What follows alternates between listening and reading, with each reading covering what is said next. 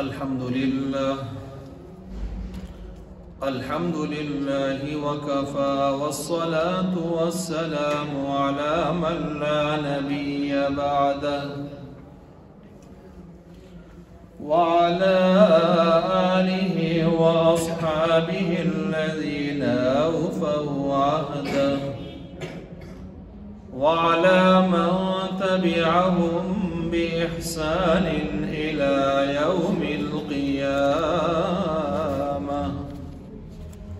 أما بعد فأعوذ بالله من الشيطان الرجيم. بسم الله الرحمن الرحيم. يا أيها الذين آمنوا كتب عليكم الصيام كما كتب على الذين من قبلكم لعلكم تتقون.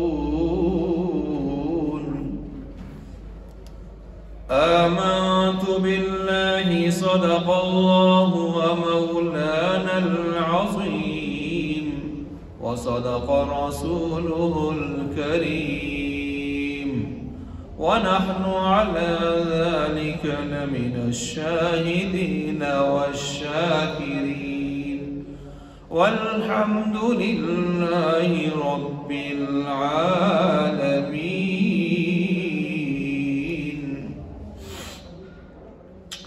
محترم المقام واجب الاحترام حضرات سامعین اکرام، آج کی جمعہ کی اس نشست میں قرآن مجید فرقان حمید دوسرے پارہ سے آیت کریمہ تلاوت کی ہے. رمضان المبارک کا مہینہ رواں دواں ہے، دوسرا عشرہ بھی شروع ہو چکا ہے. رحمت والا عشرہ گزر چکا، ہم گزار چکے. مغفرت والا عشرہ شروع ہے. خلاصی از نار جہنم سے آزادی والا خلاصی والا عشرہ آخری آ رہا ہے. اس سے پہلے اس آیت کے ذیل میں آپ حضرات کے سامنے ماہ رمضان المبارک سے متعلق کئی ذیلی عنوانات کے حوالے سے گفتگو ہو چکی ہے، جن میں ماہ رمضان کا استقبال، اہتمام اور اس کے معمولات، اور اس سے کے بعد ساتھ ساتھ جو ہے یہ بھی کہ فضائل رمضان، مسائل و احکام رمضان سے متعلق بھی گفتگو ہوئی ہے، اور بھی دیگر ذیلی عنوانات آپ کے سامنے اس سے پہلے 2-3 نشستوں میں رکھے گئے. آج کی اس نشست میں بھی رمضان المبارک سے کے اندر جو ہم معمولات ہمارے ہوتے ہیں، معمولات خاص ہوں یا عام ہوں، ان میں جو فقہی مسائل عام طور پر پیش آتے ہیں تو ان مسائل کو آپ کے سامنے رکھا جائے گا. ساتھ فضائل بھی کچھ فضائل تو اس سے پہلے بیان ہو چکے ہیں. مزید مثلا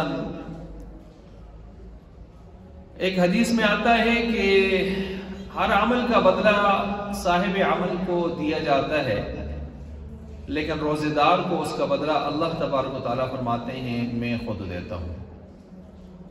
اب سارے جتنے بھی صاحب اعمال ہیں ان سب کو بدلہ تو اللہ نہیں دینا ہوتا ہے، لیکن اللہ فرماتے ہیں روزے دار کو اس کے عمل کا بدلہ میں دیتا ہوں.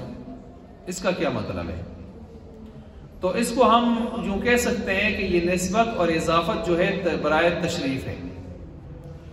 شرف، اعزاز، اعزازی مکان، اعزاز و مرتبہ کے لیے یا اظہار مرتبہ کے لیے اللہ نے یوں فرمایا ہے. جیسے ساری کائنات کی جتنی اونٹنیاں ہیں وہ اللہ نے بنائی ہیں. ناقۃ اللہ، اللہ کی اونٹنی، صالح علیہ السلام کے قوم کے حوالے سے جس اونٹنی کا مطالبہ ہوا تھا ان کی طرف سے، اللہ نے اس کو ناقۃ اللہ کہا، اللہ کی اونٹنی. اب ساری کائنات کی اونٹیاں کس کی ہیں؟ اللہ کی ہیں، لیکن اللہ نے اس کو ناقۃ اللہ کہا ہے۔ اس سے بھی زیادہ واضح عرفی مثال، جتنی بھی مسجدیں ہیں دنیا میں، یہ کس کا گھر ہے؟ یہ اللہ تبارک و تعالیٰ کا گھر ہے۔ کسی انسان کا ان کے اوپر ملکیت نہیں ہوتی، کسی انسان کی ان کے اوپر ملکیت نہیں ہوتی۔ اب اللہ کے گھر ہیں، لیکن عربی میں اس کو کہتے ہیں بیت اللہ، اللہ کا گھر۔ اب مجھے بتائیں، جب ہم بیت اللہ کا لفظ بولتے ہیں تو اس سے مراد ہم مسجد سلمان فارسی مراد لے سکتے ہیں یا باقی دنیا کی جو مسجدیں ہیں؟ تو بیت اللہ کا جب بولا جائے گا تو اس سے مراد ایک خاص مسجد کی طرف اشارہ ہوگا۔ وہ کون سی مسجد ہے؟ مسجد حرام، بیت اللہ والی مسجد، کعبہ والی مسجد۔ حالانکہ ساری مسجدیں اللہ کا گھر ہے۔ تو آپ علیہ السلام نے فرمایا نا کہ رجب میرا مہینہ ہے، شعبان میرا مہینہ ہے، اور شعبان شہری، شعبان میرا مہینہ ہے، اور رمضان شہر اللہ، اللہ کا مہینہ ہے۔ یعنی میں نے اس کا مطلب پچھلی نشستوں میں بیان کیا ہے کہ شعبان میں آپ علیہ السلام کثرت سے نفلی روزے رکھتے تھے، تو نفلی روزہ انسان کو اختیار ہوتا ہے، رکھے نہ رکھے۔ تو اللہ کے نبی نے فرمایا میرا مہینہ ہے، یعنی اس میں اپنی مرضی سے روزے رکھتا ہوں۔ مرضی بھی یاد رکھیں، 23 سالہ دور نبوت میں نبی کی مرضی کے پیچھے اللہ کی مرضی بھی ہوا کرتی تھی۔ وَمَا يَنطِقُ عَنِ الْهَوَىٰ إِنْ هُوَ إِلَّا وَحْيٌ يُوحَىٰ، نبی جو کچھ بولتے ہیں وہ کیا ہوتا ہے؟ اللہ کی طرف سے وحی ہوتا ہے۔ اور رمضان کیا فرمایا؟ یہ اللہ کا مہینہ ہے۔ اللہ کا مہینہ کیسے ہے؟ اللہ نے اس میں روزے فرض کر دیے ہیں۔ ہم چاہیں نہ چاہیں، جس کو طاقت ہے وہ روزہ رکھے گا لازم۔ اس میں چوائس کی بات نہیں ہوگی کہ کسی کی چوائس پر منحصر ہو، ایسا نہیں ہے۔ اگر کوئی شرعی عذر رکھتا ہے، دائمی عذر رکھتا ہے، پچھلے نشست میں نے بیان کیا ہے، وہ 2 قسم کے لوگ ہو سکتے ہیں، تو اس کے لیے پھر فدیہ کی ترتیب رکھ دی گئی ہے۔ فدیہ ہے، چلے نمازوں کے اوپر جو ہے اس کو فدیہ دے دے، اس حوالے سے۔ اچھا جی، بہرحال یہ یہاں پر میں نے آپ کے سامنے بیان کیا کہ اللہ کے نبی، اللہ تعالیٰ فرماتے ہیں کہ میں اس کا انا اجزی بھی، اس کے روزے دار کا بدلہ میں خود دیتا ہوں۔ کیا مطلب؟ سب کے بدلے اللہ ہی دیتا ہے، لیکن اس کی نسبت اپنی طرف دے کے روزے دار کی اہمیت کو جتلایا، بڑھایا، سمجھایا۔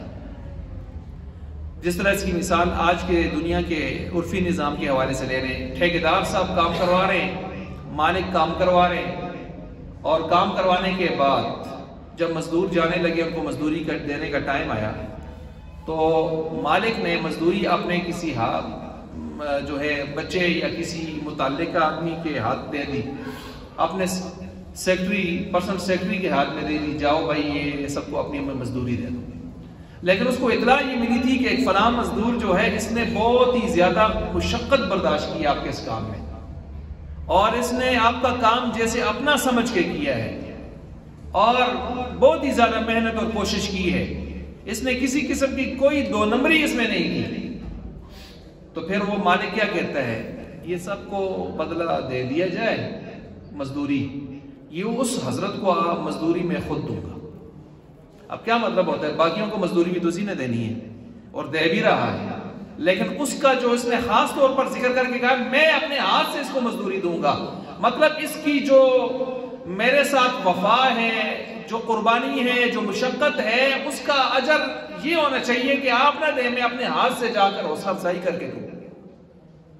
اب روزے دار کو میں بدلہ دیتا ہوں، اللہ فرماتے ہیں، تو سمجھ آ گئی ہو گئی کہ اس کا کیا مطلب ہے، کہ سب کو دے دیا جاتا ہے بدلہ، لیکن روزے دار کی مشقت اور محنت اور اس کی قربانی اتنی زیادہ ہے کہ اللہ فرماتے ہیں ہٹو پیچھے، اس کا بدلہ اس کو میں خود دیتا ہوں۔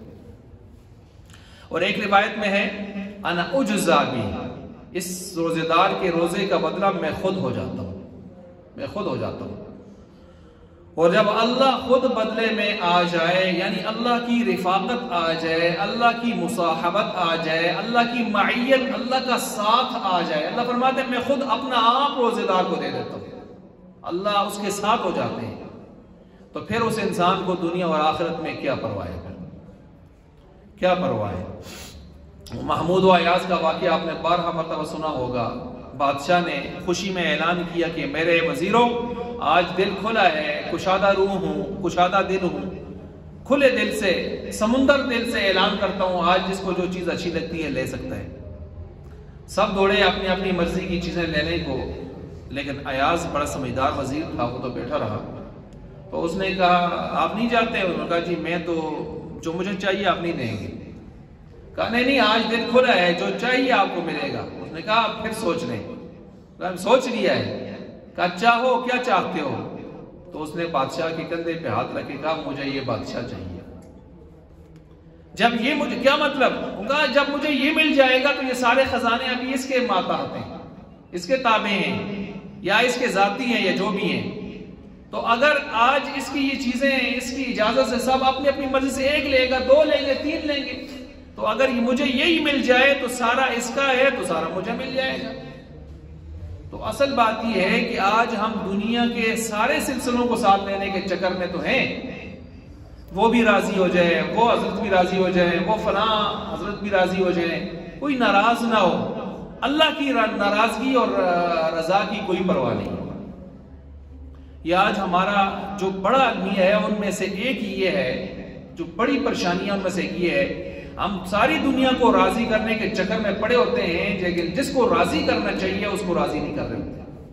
ہم سب سے مانگنے کے چکر میں تو پڑے ہوتے ہیں، لیکن جس سے مانگنا چاہیے اس سے ہم دل کھول کے یا دل لگا کے صحیح رغبت سے نہیں مانگتے. ہم سب سے تعلق تو جوڑ رہے ہوتے ہیں، لیکن جس سے صحیح معنوں میں تعلق جوڑنا چاہیے، سب سے زیادہ جو اہل ہے اور یا ہم اس کے محتاج ہیں وہ اللہ ہے، وہ ہمیں یاد نہیں رہتا. بلکہ اس کی ملاقات کرتے ہوئے نماز میں اللہ اکبر کہہ کر بھی سلام تک ہم دنیا سے ہی تعلق جوڑے رکھتے ہیں. آج کیا ہوا، آج کیا کرنا ہے، کدھر جانا ہے، کس سے کیا لینا ہے، کس کو کیا دینا ہے، فلاں فلاں کام کی مصروفیات کیا ہیں، ساری پلاننگ ہم اس کی ملاقات میں کر رہے ہوتے ہیں. ملاقات اس سے ہو رہی ہے اور ساری یہ میں اپنا کہوں آپ کہیں عمومی طور پر ایک پریشانی ہے اور بے یقینی کی فضا ہے کہ یہاں تک کہ مسجد میں آ کے اللہ اکبر کہہ کر اللہ سب سے بڑا ہے ملاقات شروع کر کے بھی ہم نے دنیا کی ملاقاتیں ختم نہیں کی ہوتی، ملاقاتیں جاری رکھی ہوتی ہیں. دنیا سے تعلق جوڑنے کی باتیں، دنیا سے کچھ لینے کی، کچھ بنانے کی باتیں سوچیں ہم نماز میں بھی بھرپور سوچ رہے ہوتے ہیں. تو ظاہر بات ہے یہ پھر بھی اللہ ہے، رحمان ہے، رحیم ہے، غفور ہے، کریم ہے. وہ پھر بھی ہماری ان کوتاہیوں کو دیکھتے ہوئے بھی، ہمارے دلوں کے بیت جانتے ہوئے بھی، وہ پھر بھی اپنی رحمتوں کی بارشیں ہم پر برساتا ہے. اس سے بڑا کریم ذات کون ہوگی پھر؟ اس جیسی ذات کون ہوگی پھر؟ تو بہرحال تو فرمایا انا اجزا بھی، میں اپنا آپ اس کو دے دیتا ہوں. اپنا آپ جب اللہ کا مل گیا تو پھر کیا چاہیے. اچھا جی، نیند عبادت ہے اس کس میں؟ روزے دار کی، روزے کی حالت میں. روزے دار اگر تلاوت کر رہا ہے، ذکر کر رہا ہے، فکر کر رہا ہے اور پھر تھک گیا ہے یا کام سے آیا ہے، دنیاوی کام سے، ملازمت سے، سروس سے آیا ہے، پڑھ کے آیا ہے، پڑھا کے آیا ہے، کوئی کام ایسے تھک گیا، نیند کرنا چاہتا ہے، تو نیند کرتے ہوئے بھی حدیث میں آتا ہے اس کو عبادت لکھی جاتی ہے. اس کی یہ کچھ پڑھے نہ بھی، کچھ دیر کے لیے خاموش ہے تو اس کی خاموشی بھی اللہ کے ہاں تسبیح شمار ہوتی ہے. سبحان اللہ. یہ ہے روزے کا، روزے دار کا مقام. یہ ہے رمضان کا کے فضائل اور مقام. یہ وہ مہینہ ہے جس میں پڑھا جانے والا قرآن، رکھا جانے والا روزہ روایات کے مطابق کل سفارشی بن کر آئیں گے. انسان کے لیے جب مختلف جانب سے جو ہے عذابات آئیں گے، عذاب والے آئیں گے، تو اس وقت یہ قرآن سنایا ہوا اور یہ رمضان کا روزہ رکھا ہوا یہ آگے آڑے آ جائے گا. کدھر آ رہے ہو بھائی؟ اس نے ہماری قدر کی. راتوں کو نیند آئی ہوئی تھی، تراویح میں قرآن سناتا رہا. بیچارے نے کھایا بہت تھا، پیا بہت تھا اور اس وقت جسم اجازت نہیں دے رہا تھا کہ سو جاؤ، غنودگی آ رہی ہے، لیکن اس نے کہا نہیں، تراویح پڑھنی ہے، قرآن سننا ہے. اس نے ہماری خاطر اپنا آرام چھوڑا، سارا کچھ مشقتیں برداشت کی. آج کدھر آ رہے ہو؟ ادھر رمضان کا روزہ، اس کو بھوک لگی تھی، پیاس لگی تھی، اس کی بڑی بڑی چاہتیں ہوئی تھی، لیکن اس نے اللہ کی رضا کے لیے چھوڑی ساری چاہتیں، قربان کی. آج ہم اس کی لاج رکھیں گے، سفارشی بن کر آئیں گے یہ روزہ اور یہ سنایا ہوا قرآن. اسی طرح رمضان میں جو عمرہ ہے، دیکھیں اس میں پچھلے اس میں نشست میں بیان ہوا تھا کہ اس کا نفل کس کے برابر ہے؟ فرض، اور فرض 70 فرضوں کے برابر۔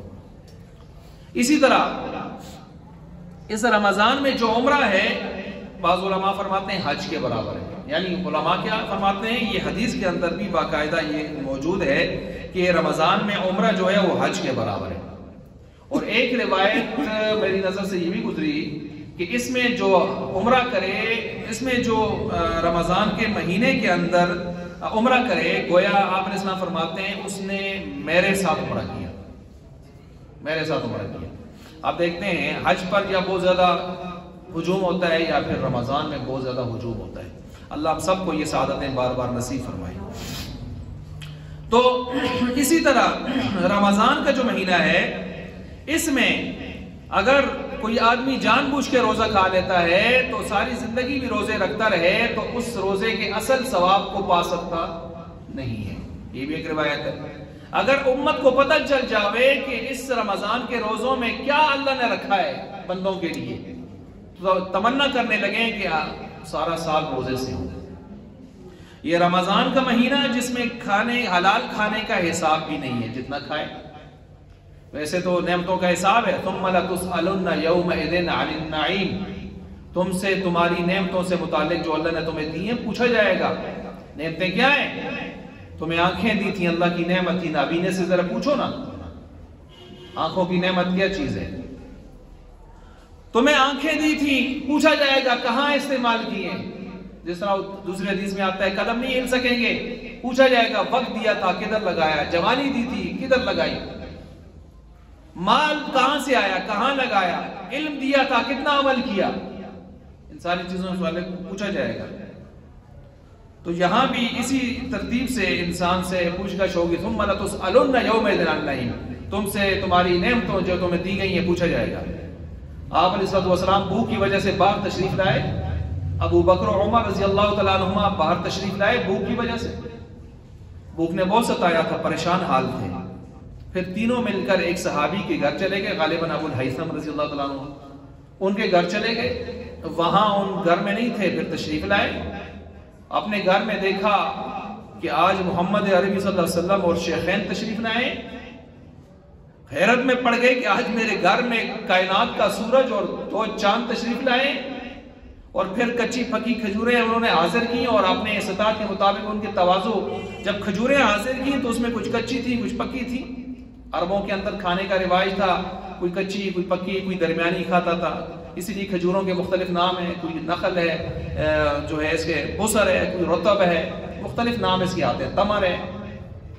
تو اب وہ آگے لا کے طباخ میں رکھ دی، آپ علیہ السلام بھی کھا رہے ہیں، وہ بھی کھا رہے ہیں۔ کھجوروں کا اصول بھی، پھل کا اصول یہ ہے کہ کسی آدمی کو اگر کچا پکا اپنی مرضی کا ہوتا ہے، کوئی کچے امرود زیادہ پسند کرتا ہے، کوئی پکے زیادہ پسند کرتا ہے، تو یہ پسند کا لحاظ شریعت نے کیا ہے، لہٰذا آپ دوسرے کے سامنے سے بھی اٹھا کے کھا سکتے ہیں پھل میں، افطاری کی بات کر رہا ہوں پھل میں۔ لیکن چاول ایک جیسے پکے ہوتے ہیں، سالن ایک جیسا ہوتا ہے، باقی چیزیں ایک جیسی ہوتی ہیں، تو اس میں یہ نہیں بوٹی پارو چانی چانی ہے، اس سے روکا ہے، اور اس میں فرمایا بسم اللہ پڑھ کے کھا، اور آپ نے آگے سے کھا، اپنے آگے سے کھا، یہ اس کے بارے میں ہے۔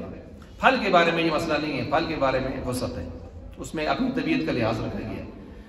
بہرحال یہ حضرات اس سخت بھوک کی حالت میں جو کئی دنوں سے بھوک میں ہیں، اور آج کچی پکی کھجوریں سامنے آئی ہیں اور کھا رہے ہیں، اور حضرت عمر کو تھوڑی سی تیزی سے کھا رہے ہیں، اور حضور علیہ السلام عمر کو اسے دیکھ رہے ہیں ساتھ ساتھ، اور پھر اس کے بعد جب وہ کچھ کھا چکے تو حضور نے فرمایا عمر ثم لتسألن یومئذ عن النعیم، ان نعمتوں سے متعلق قیامت والے دن پوچھا جائے گا۔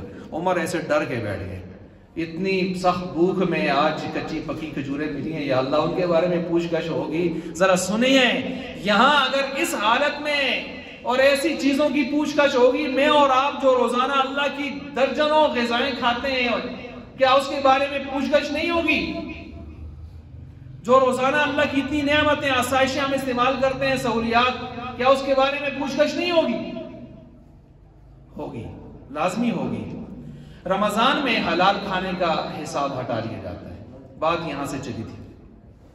بہرحال جنت کے دروازے اس میں کھول دیے جاتے ہیں. جنت کو روزانہ مزین، تر و تازہ، خوشبودار، مزید خوشبودار کیا جاتا ہے، چمکایا جاتا ہے. کہا جاتا ہے کہ تیرے اندر روزے دار بندے اللہ کے آئیں گے، اس کو خوشخبریاں سنائی جاتی ہیں. جہنم کے دروازے بند کر دیے جاتے ہیں. سرکش شیاطین کو قید کر لیا جاتا ہے. جہنم کے دروازے بند کر لیے جاتے ہیں، جہنم کے دروازے، اور سرکش شیاطین کو قید. سرکش شیاطین میں اول نمبر کا اوپر سپر شیطان ابلیس عزازیل، اس کو تو پہلے قید کیا جاتا ہے. پھر اس کے کابینہ خاص، مشیران خاص، وزیران خاص، وہ سارے سرکش بڑے بڑے بدبخت وہ قید کر لیے جاتے ہیں، سمندروں میں ڈال دیے جاتے ہیں.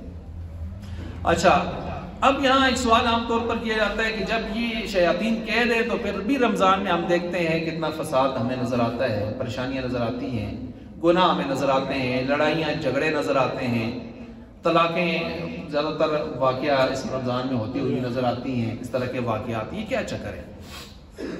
تو اس کے کئی جواب ہیں. ایک تو یہ ہے کہ صرف ابلیس ہی تو ہمارا دشمن نہیں ہے نا، ہمارا دشمن نفس امارہ بھی ہے.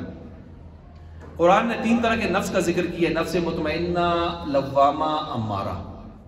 امارہ وہ نفس ہے کہ جو ہر وقت گناہوں پہ لگا رہتا ہے، جس کو گناہ ہی اچھے لگتے ہیں، بس ادھر ہی لگا رہتا ہے. لوامہ وہ ہے کہ جو کبھی ادھر کبھی ادھر، کبھی کہتا ہے سمد راضی ہو جائے تو پھر کبھی کہتا ہے صنم بھی خفا نہ ہو جائے، کبھی کہتا ہے رحمان راضی ہونا چاہیے، پھر کبھی کہتا ہے شیطان کو بھی راضی رکھنا چاہیے، کیونکہ آخر اس سے بھی کبھی کبھی پالا پڑتا ہے. پھر کبھی کہتا ہے قرآن کی تلاوت ہو جانی چاہیے، چوم لینا چاہیے قرآن کو. جب تلاوت ختم ہوتی ہے تو تھوڑی دیر کے بعد کہتا ہے ٹی وی دیکھنا بھی کوئی نقصان ہو نہیں، ڈرامہ فلم بھی، زندگی ایسے کلچر ہے، کرسٹ سارے کر دیں. آخر تو روزہ بھی تو گزارنا ہے، روزہ بھی تو گزارنا ہے نا، ان کاموں پہ لگا دیتا ہے. ادھر مسجد کی طرف لاتا ہے، بڑے شوق ذوق شوق سے آ رہا ہے. ادھر مسجد سے نکلا تھا کہ کہتا ہے ٹوپی سے بے با یار بودی خراب ہوتی ہے. پھر اس کے بعد کہتا ہے او چلو آج فلم بھی یارانہ دیکھ ہوئی دبی حالیش دی گل نہیں. اب سینما ہال بھی جا رہا ہے، میوزک سینٹر بھی جا رہا ہے، ویڈیو سینٹر بھی جا رہا ہے، کیرم بورڈ، شورٹ، نیٹ کلب، کوبا خانے، مے خانے سارے چل رہے ہیں، سب چل رہے ہیں. زکوٰۃ بھی دیتا ہے اللہ کے نام کی، صدقہ خیرات بھی دیتا ہے، بڑا دل دکھا کے دیتا ہے، کہتا ہے انسانی ہمدردی ہونی چاہیے. دوسری طرف سے سود بھی لوگوں سے نہیں چھوڑتا، اور جب کترا بھی ہے، اور گنڈکپ بھی ہے. گنڈکپ اس کو کہتے ہیں، اور رشوت سرکاری دفتروں میں بیٹھے ہوئے تو وہ کام بھی کرواتا ہے. سارے کام برابر چل رہے ہیں. یہ لوامہ ہے. اور ہم سوچ سکتے ہیں ہمارا نفس کس میں آ رہا ہے. اور ایک تیسرا ہے مطمئنہ، جو ہمیشہ نیکی کی طرف رغبت کرتا ہے، گناہ سے توبہ استغفار میں ہوتا ہے، گناہ سے اپنے آپ کو بہت بچاتا ہے، گناہ سے الرجک ہے، نیکی کا شیدائی ہے، نیکی کا شیدائی ہے، اس پر فدائی ہے، اور ادھر سے بالکل الرجک ہے، گناہ کا تو نام سن کے کام جاتا ہے. یا ایتھا النفس المطمئنہ ارجعی الی ربک راضیۃ مرضیہ فادخلی فی عبادی وادخلی جنتی. یہ اسی نفس کا ذکر ہے. اے ابو بکر تو کس قدر خوش نصیب ہے، تیرے نفس کو بھی موت کے وقت فرشتے یہی کہیں گے، یا ایتھا النفس المطمئنہ. نیک لوگوں کو، مقربین کو موت کے وقت فرشتے آ کے یہ خطاب کرتے ہیں. اللہ ہمیں بھی یہ اعزاز نصیب فرمائے. بہرحال نفس امارہ یہ بھی ہے نا، یہ بھی اپنا کام کر رہا ہے. اور یاد رکھیں ابلیس کو کس نے سجدہ نہ کرنے پر آمادہ کیا تھا، اللہ کی نافرمانی پر آمادہ کیا تھا ابلیس کو. ابلیس سے پہلے تو کوئی ابلیس نہیں تھا، کوئی اور شیطان تو نہیں تھا جو اس کو وہاں گمراہ کرنے گیا تھا. وہ چونکہ کان من الجن، وہ جن ہے، اور جن بھی انسانوں کی طرح نفس رکھتا ہے. نفس پیٹ اور شہوت کے مجموعے کو کہا جاتا ہے، تو اس لیے اس کا نفس امارہ اس کو گمراہ کر گیا. نفس امارہ اس کو، تو نفس امارہ اتنا خطرناک دشمن ہے کہ اس نے ابلیس کو بھی برباد کیا، تباہ کیا ہے. تو یہ تو ہمارے ساتھ ہی رہتا ہے، اس نے تو کہیں جانا نہیں ہے. البتہ اس کو روزہ تھوڑا سا بجھا دیتا ہے، روزہ اس کو بٹھا دیتا ہے، اس کو ضبط میں لے آتا ہے. کس کا؟ جو گناہ فرمانیوں سے بچتا رہے. مثلا روزہ رکھ کے غلط سن نہیں رہا، بول نہیں رہا، غلط پکڑ نہیں رہا، غلط چل نہیں رہا، غلط سوچ نہیں رہا، فرائض پورے کر رہا ہے، واجبات پورے کر رہا ہے، سنجیدگی میں ہے، متانت میں ہے، تو اس کو روزہ اس کے نفس امارہ کو ایسے جکڑ لیتا ہے. اب اگر اس کے سامنے کوئی بری بات کرے تو آگے پیچھے تو یہ بھی آسرا نہیں کرتا تھا، لیکن ابھی اس کے سامنے کوئی بری بات کرے کہتے ہیں میں روزے سے ہوں حضرت، رمضان ہے، خدا کا خوف کرو. آگے پیچھے نماز کی اتنی پابندی نہیں کرتا تھا، لیکن رمضان میں فٹ جب بھی دیکھتا ہے جہاں ہوتا ہے اذان کان پہ لگتی ہے سارے کام چھوڑتا ہے، مسجد کی طرف آتا ہے. آگے پیچھے تلاوت کی پابندی نہیں تھی، ابھی رمضان میں بیٹھا تلاوت کر رہا ہے. تو یہ رمضان انسان کو اس کے نفس امارہ کو قابو میں لے آتا ہے. لیکن اگر اس نے کوشش خود بھی کی تو تب، اگر اس نے کوشش نہ کی اور رمضان کا اثر نہ لیا، اپنے دل کا پیالہ آسمان کی بارش کی طرف سیدھا نہ کیا، کلٹی ہی رہا، تو پورا رمضان بارش رحمت کی برستی رہے گی، اس کا پیالہ اندر سے تر بھی نہیں ہوگا، اور یہ اسی بدبخت میں چلا جائے گا جس کے لیے بددعا جبریل امین نے اور آمین آپ علیہ السلام نے کہی. اللہ ہمیں ایسے بدبختوں سے بچائے. اچھا، تو عرض کر رہا تھا کہ رمضان کا مہینہ، اس کے اندر ایک جواب میں نے یہ دے دیا کہ نفس امارہ یہ ساتھ لگا ہوا برباد کر رہا ہے. دوسرا نشہ آور غصہ، یہ کچھ ہمارے یہاں جو نشے کے سلسلے ہیں، کوئی مطلب نسوار لیتا ہے، کوئی سگریٹ پیتا ہے، کوئی حقہ ہے، کوئی اور سنگار ہے، اور مختلف کوئی پان چھالیاں رگڑتا ہے، کوئی کیا کرتا ہے، کوئی کیا کرتا ہے. تو اس کے بھی آپ نے کچھ اثرات ہوتے ہیں. جب ظاہر بات ہے رمضان میں پابندی کرتا ہے، خاص کر پہلے ہفتے کے اندر، تو عمومی طور پر یہ بھی ایک طیش میں آنے کا ذریعہ ہوتا ہے، یہ سلسلہ بھی ہوتا ہے. اور بعضوں کو خاندانی غصہ زیادہ ہوتا ہے، نہ بات ہوئی حضرت کا پارا چڑھ گیا، خاندانی غصہ بھی کچھ زیادہ ہوتا ہے. تو وہ چیزیں پھر اس کو بھی سامنے رکھنا چاہیے تاکہ اشکال ختم ہو جائے.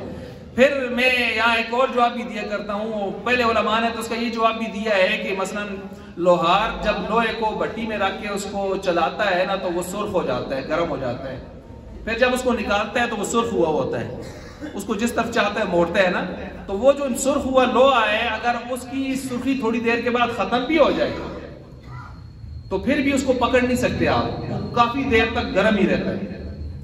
تو رمضان کی وجہ سے شیطان کی سرخی تو ختم ہو گئی، لیکن شیطان نے جو پیچھے اپنا اثر چھوڑا تھا نا، گرمائش اس کی ابھی تک چل رہی ہے. اب یہ گرمائش کسی کی کہاں تک چلے گی، کسی کی کہاں تک چلے گی، اس کو اور واضح کرنے کے لیے میں مثال دیتا ہوں موبائل بیٹری کی. موبائل بیٹری جب آپ چارجر لگا چکے، وہ فل ہو چکی، آپ نے چارجر تو ہٹا لیا، اب جس کی بیٹری جتنی اچھی ہے اتنے دن چلتی رہے گی. اب جس کی نفس امارہ کی شیطانی والی بیٹری بہت تیز ہے، وہ تو پورا رمضان بھی چل سکے گی، تو لڑتا رہے گا، گالم گلوچ کرتا رہے گا.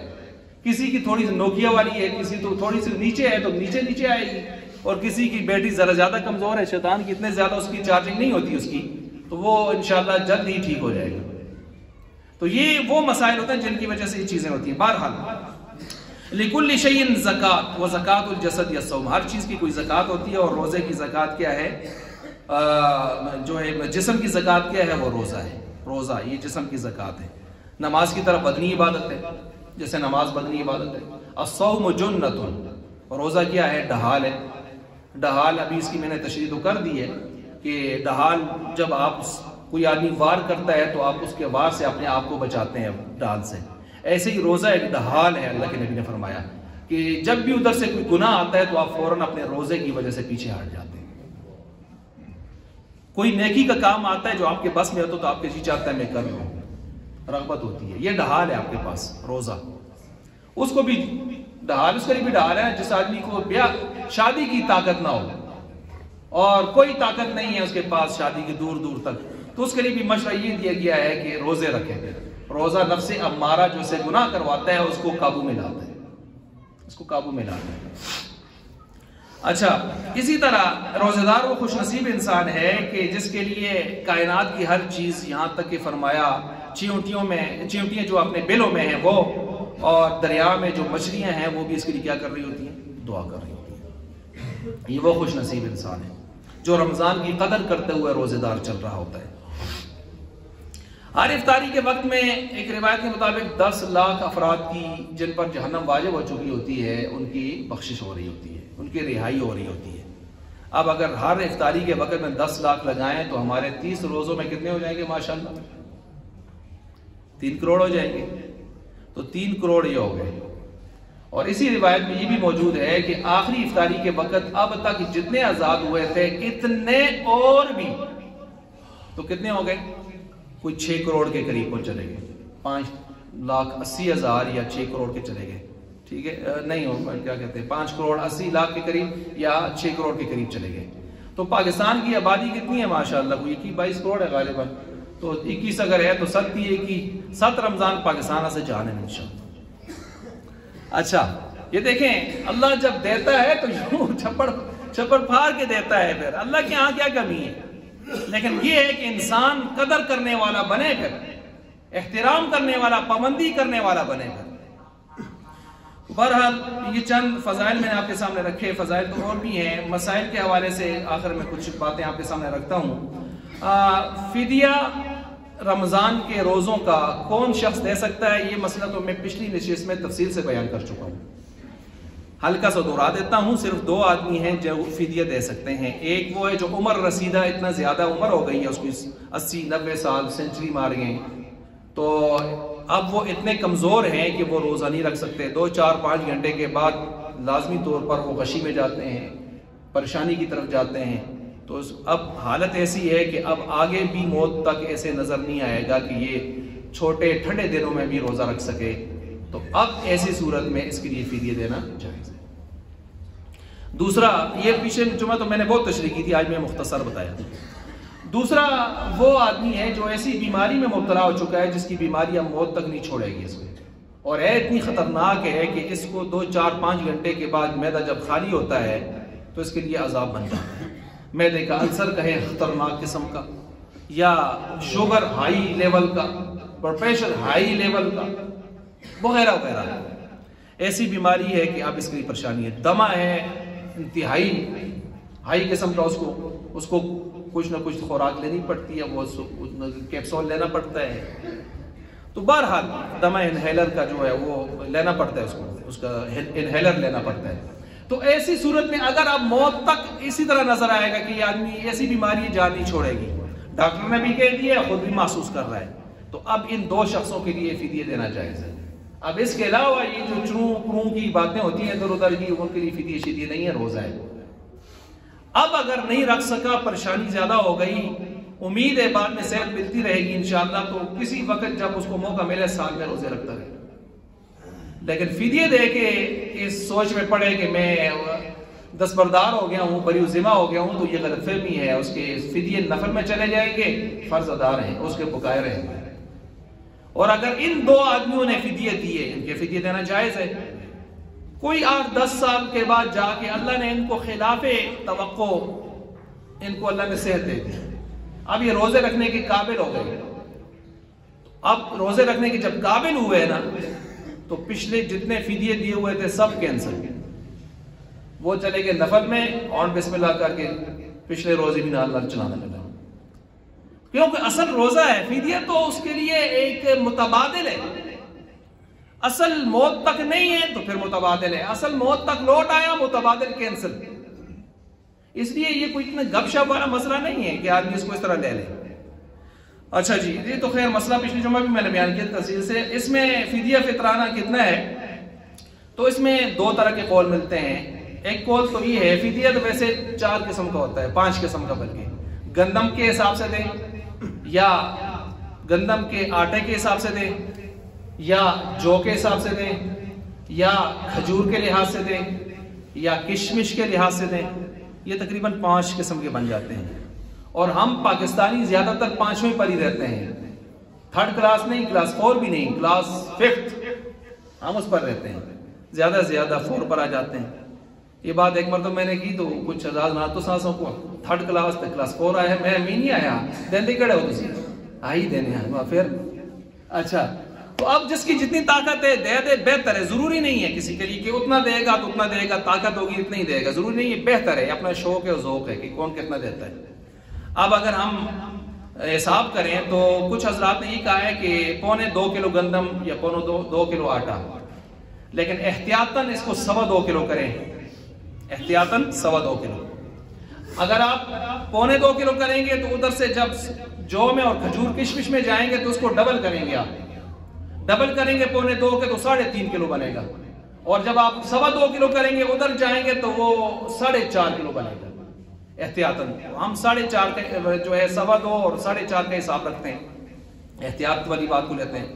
تو اس لحاظ سے بھی اگر ہم لیں تو یہ تقریباً کوئی 332 روپے فی آدمی فدیہ بنتا ہے، اور اگر 2.25 کلو کا حساب لیں تو اس میں ایک حساب جامع مسجد والے مفتی صاحب کا آیا ہے اور انہوں نے 230 روپے فدیہ رکھا ہے، اور یہ میرے خیال سے پاکستان میں پوری دنیا میں سب سے کم ترین فدیہ یہ 230 روپے۔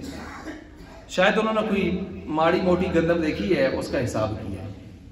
اور ایک دارالفتاء مانسرا والے ہمارے مفتی شہزاد صاحب ہیں، انہوں نے ان کا میں رات کو دیکھ رہا تھا، وہ 260 روپے رکھا ہے انہوں نے، وہ تھوڑا سا 30 روپے اوپر گئے ہیں۔ لیکن میرا اپنا خیال یہ ہے کہ اگر آپ بہت کم بھی دینا چاہتے ہیں تو 300 پر آ جائیں، ٹھیک ہے 300 پر آ جائیں، ایک درمیانہ فگر ہے فدیہ، اس پر 300 آ جائے۔ ہاں اگر کوئی کہتا ہے نہیں جی میں تو آٹے کا حساب کروں گا تو آٹے میں پھر تھوڑا اوپر جائے گا، وہ 350 سے اوپر جائے گا۔ اگر کوئی کہتا ہے نہیں جی میں تو جو کا حساب کرتا ہوں تو جو کے حساب سے یاد رکھے 525 تو اس لحاظ سے بنتے ہیں، اور 750 روپے بنتا ہے تقریباً۔ کتنا بنتا ہے؟ 750 روپے فی فدیہ، یا فی فطرانہ کہہ دیں، فی آدمی، فطرانہ اور فدیہ برابر ہے۔ اچھا جی، فدیہ صرف ضرب 30 کرنا پڑتا ہے، اگر یا جتنے روزے اس کے رہ گئے ہیں اس حساب سے دینا پڑتا ہے۔ اچھا جی، اسی طرح کھجور کا حساب 4.5 کلو کا، کم سے کم مارکیٹ کے درمیانی کھجور کے لحاظ سے 2100 روپے بتایا گیا ہے، لیکن ذرا تھوڑی سی درمیانی اچھی والی بھی ہو، بہت اچھی نہ بھی ہو، تقریباً 2500 روپے بنتا ہے۔ اور کشمش کا ماشاءاللہ کم سے کم 3500 بنتا ہے، اور اوپر 4200، اور ایک ہائی لیول کا کشمش اس کا 6500 بھی بتایا گیا ہے۔ تو اب یہ خیر ساری چیزیں آپ کے سامنے میں نے رکھی ہیں، کم از کم 300 کا آ گیا۔ اچھا یہ ہے فدیہ کے حساب سے سلسلہ۔ باقی یہاں پر یہ ہے کہ تراویح ہم پڑھتے ہیں الحمدللہ، اور 20 رکعت نماز تراویح ہم پڑھتے ہیں، کچھ حضرات 8 پڑھتے ہیں، مرضی ہے جو جتنا پڑھتا ہے اس کا اس نے خود جا کے حساب دینے ہیں، ہم نے اس کی جگہ حساب نہیں دینا۔ اور اس پر خواہ مخواہ دلائل یہ چلانا یا اس کو موضوع بحث بنانا، الحمدللہ اس پر میں بیٹھے بیٹھے یہاں پر آپ کو 20 دلائل دے سکتا ہوں، لیکن اس کی ضرورت نہیں ہے، بس ٹھیک ہے ہم 20 پڑھتے ہیں تم 8 پڑھتے ہو، تمہیں 8 مبارک ہو، کوئی مسئلہ نہیں ہے، آپ اس کو پڑھتے رہیں۔